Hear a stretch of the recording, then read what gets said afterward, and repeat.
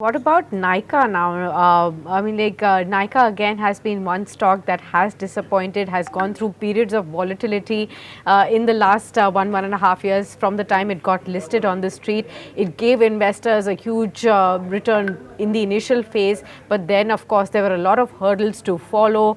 The company tried to regain investors' confidence with a lot of steps as well, but despite that, we've seen NYKAA really not really perform to the tune. It has continued to underperform.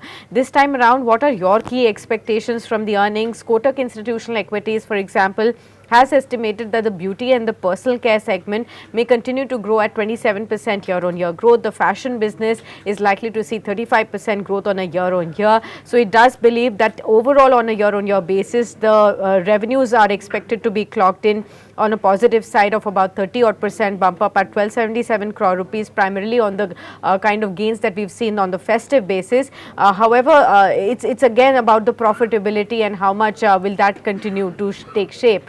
Your own sense, we've seen the stock really slip to 126, currently also down by about 2% ahead of earnings. How should investors be looking at the stock? Sakshi, NYKAA again, one of the new age stock, and disappointing earnings always, and also highly priced in stock. Profitability, profitability, profitability. These are the three factors important for the investors for this company.